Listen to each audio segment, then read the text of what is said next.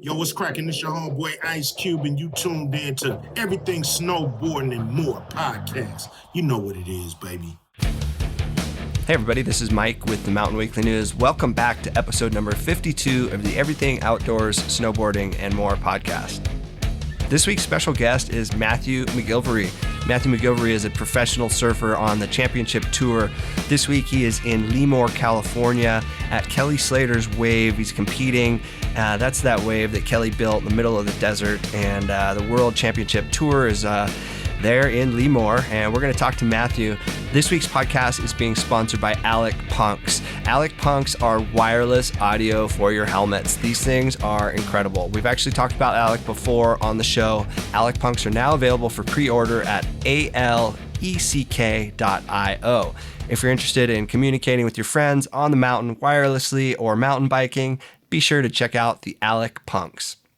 All right, this week's podcast guest is Matthew McGillivray. Matthew and I are talking from Lemoore, California. He is out at Kelly Slater's ranch, the Surf Ranch, competing, having a chance to watch all his mates, a bunch of pro surfers, and yeah, this is really cool. Lots on the line right now for the comp, and basically I wanted to kick it off. The first part of this interview got cut off, so we're basically going to ask Matty how he got into base jumping and surfing and all this crazy stuff that he's been doing as of late. Well, I guess I've got a very adventurous dad, and he would take us rock climbing as kids and kind of want us to have adventures. And then my older brother started skydiving, and then that's all I wanted to do. They actually started surfing before me, and that's why I wanted to start surfing, because I was always trying to copy them. But anyway, skydiving always became a dream, and then base jumping from watching too many YouTube videos as a kid as well. I was like, I really want to base jump one day. And the way to get into it is through skydiving. And so my older brothers, they got their licenses at 16. And then, when I finally turned 16, that's all I wanted to do. And then in 2018, my older brother decided he was signing up for a base jumping course in Twin Falls, Idaho. It's like the only legal bridge you can base jump off in America. There's a whole lot of base schools around there, so you can learn how to base jump. And it was like, hey, I'm going to go and learn how to base jump. You can either stay behind or come with me and follow through with this dream. For me at the time, I'd been skydiving, and skydiving was super intense, a lot more scary than I'd first anticipated. But I was like, no, I can't miss out on this. If my brother's going to start base jumping, and I can't not be doing it. And yeah, it's just progressed from there, I guess. It's become a big passion of mine, and it's very addictive. It's such a big rush. And does the progression go into wingsuiting from here? Yeah. I mean, that's what it was about, I guess, in the beginning, was seeing videos of guys wingsuiting, and it just looks like the rawest form of human flights, and probably the best feeling you can experience. Well, that's what it seemed like in my mind. I'm like, I want to be able to fly my body down a mountain. It just seems so cool. But obviously it's not easy to get to that stage. It takes a lot of time and commitment, and a lot of skydiving and a lot of base jumping, and you got to kind of progress up to that stage. And I got last year, when I finally had time off after the tour finished, and we had the three and a half months off, I went over to Europe, to Sweden, to an indoor wind tunnel. And it's the only one for indoor wingsuit flying. So it's kind of a wind tunnel that has an incline, an angle. And then you get hooked up with a harness, and you put a wingsuit on, and you learn how to fly wingsuits in this tunnel. So you get really accurate, and you can spend I spent 6 hours in the tunnel, actually. So it's equivalent to doing about 350 wingsuit skydives. So it's like fast tracking the progression, allowing you to learn in a lot shorter time. And then in January this year, before the tour started, I was able to do my first 2 wingsuit base jumps off some mountains in Cape Town before going off to Hawaii. So that was really cool. It was on my bucket list, just to start that journey. Oh, that's sick. So you're wingsuiting and you're actually seeing the ocean while you're doing some of these flights? I haven't jumped off Table Mountain yet. Table Mountain, you have to be a pretty experienced wingsuit pilot, just because you have to be able to start flying very quickly. The cliffs are not that high. the mountain's high, but the vertical cliffs aren't that high. So I want to be able to progress to that stage, hopefully later this year in the off season. If I'm able to spend some more time in the tunnel and get a few more jumps in on some safer cliffs, then my goal would be to jump off Table Mountain, fly down to the beach, land on Camps Bay, and then go for a beer down there. But yeah, that's the goal. This is epic. Have you ever had any pushback from your sponsors with you doing the base jumping and kind of in that progression, maybe more so the sponsors that are involved in the surf industry? I think Rip Curl was maybe a bit funny about it. I ended up getting dropped by them in December after my contract was up. They didn't want to renew. So I was thinking base jumping maybe had something to do with it. Although they didn't say anything about it. But yeah, I mean, other guys just think it's a little crazy, but they don't say I mustn't do it. And I guess it adds a bit more depth, at least, to my career, that I have some other hobbies and that my whole life isn't just surfing, that I have some other interests too. I think that's cool. But yeah, I guess your sponsors have to be on board with it because it's a very risky sport. And if you get injured, it can, just trying to put a big hold in your surfing career. So that's in the back of my mind too. Right. And you're obviously surfing at the most professional level right now, on the championship tour. I also read that you said something to the extent that, like, hey, if I wasn't surfing on the tour anymore, if I didn't make the cut, I'd be happy being in the qualifying tour or just going out and surfing with your bros. I mean, you're still a surfer, number one. I mean, you're not there necessarily just for the money and for the fame. I mean, you grew up surfing. You grew up at J Bay. I mean, this is what you do, and it's a part of who you are. And so it's really cool to hear that, you're driven by actually just getting out there and being with your friends first and foremost. And then, hey, like, oh, I can make a job of this and a career and maybe get some wins and some 10-pointers and, like, cool, this is great. That's what it's about. That's why we started surfing, because we love it. And then the competitions can slowly take away from that. If you don't have the balance, you can kind of get sucked into just competing because you're trying to get points and money.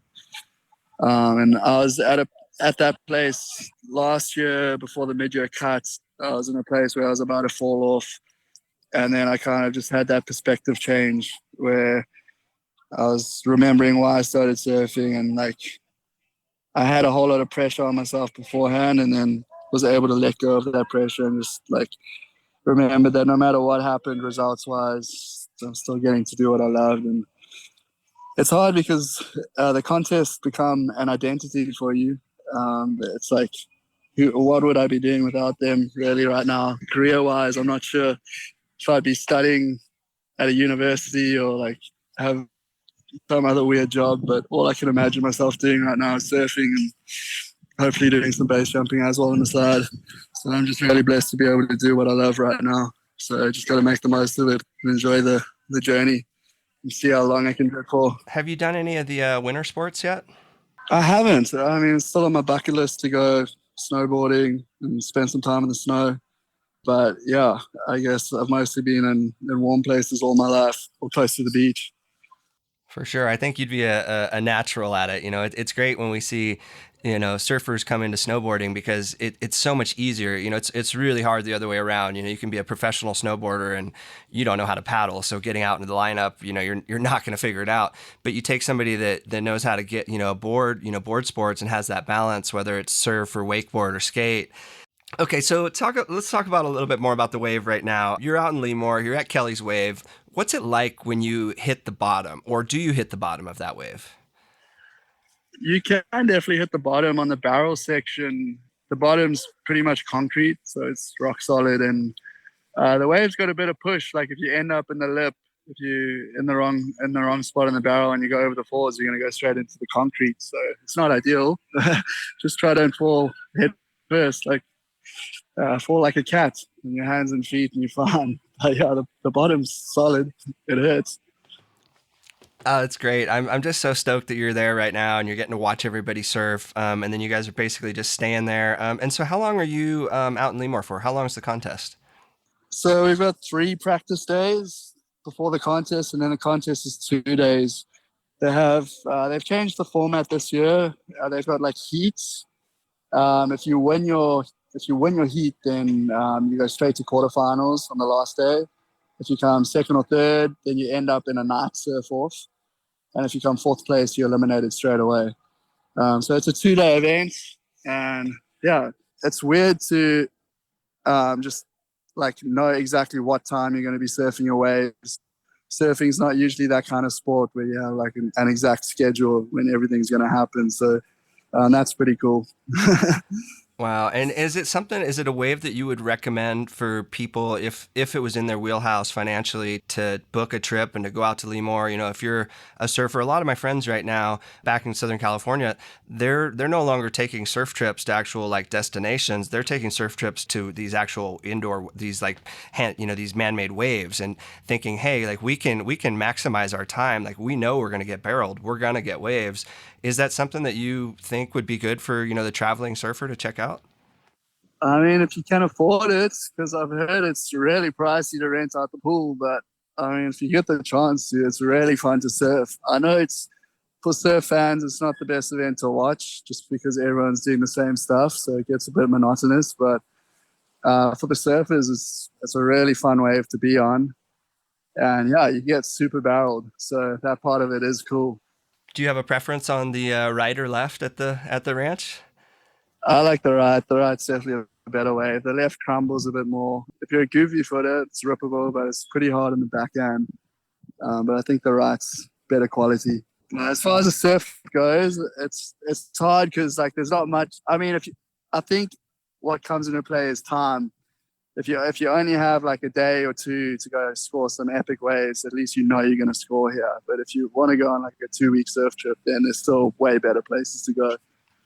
And then how about J-Bay for a traveling surfer? It's been on my bucket list my whole life. I mean, I grew up in Southern California surfing a right-hand point. I go down to El Salvador. Punta Roca is like, I think, the best wave I've ever surfed. I mean, J-Bay, I just, the Tom Curren, the bottom turns, like that's what I want.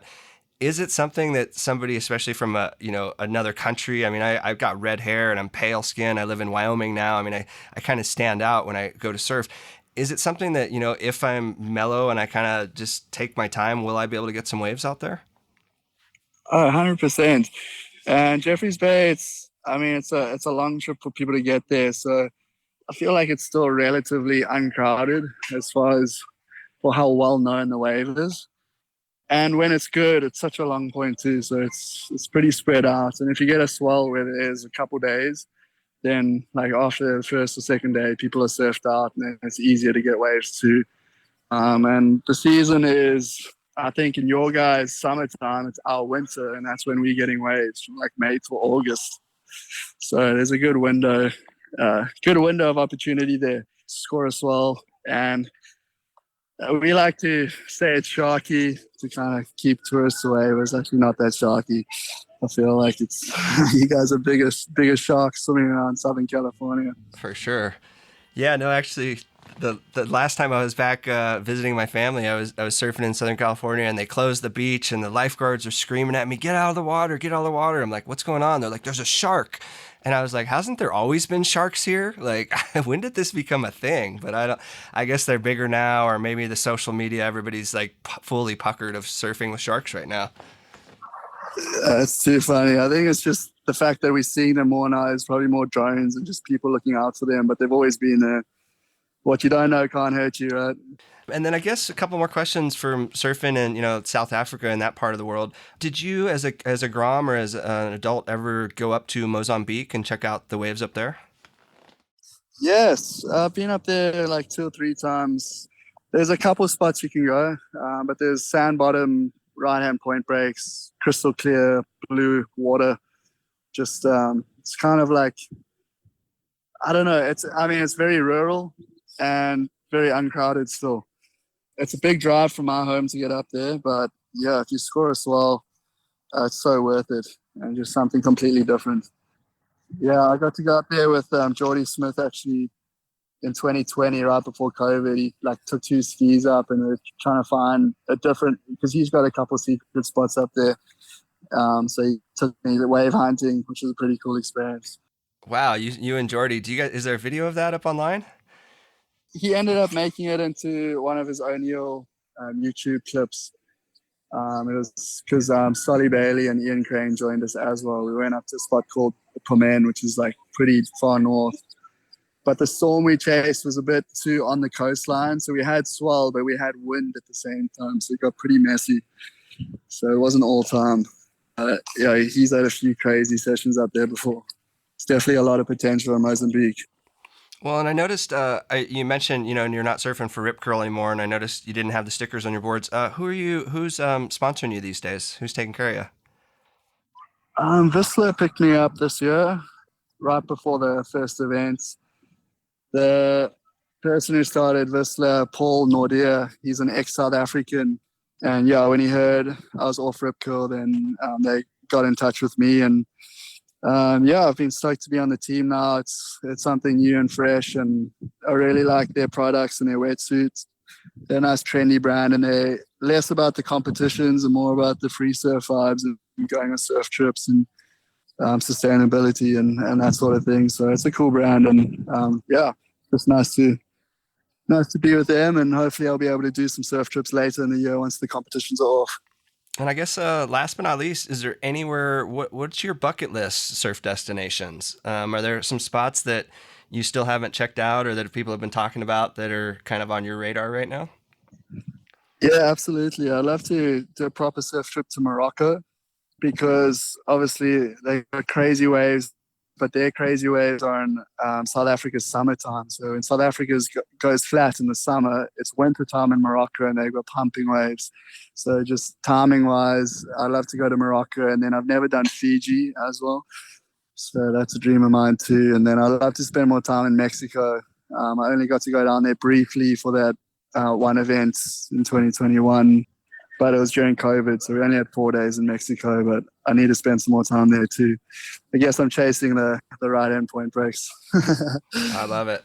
Well, man, we're excited to watch the comp. I mean, I love watching people get barreled, so I can. It's that's plenty for me. I mean, I just I feel like I wish we were doing this interview in person so that I could try and sneak out there and get some waves. So I gotta somehow scam my way into the ranch one of these days. But yeah, no, it's really cool, and it's just interesting to see. I mean, like you said, you said we're in the desert. You're in the middle of Lemoore, California, a place that, up until Kelly Slater and this, most people never heard of, let alone thought of as like, this is a surf destination. You know, you have Austin, Texas, you have all these Palm Springs, California. It's like, so it's almost like, it kind of reminds me of like the North Shore, where like maybe you're going to see this like Rick Kane guy come up that has grown up in the wave pool, and then he's going to like go somewhere and it's like, oh man, I got to learn how to like, there's currents and there's like ocean and like totally different ball game, you know?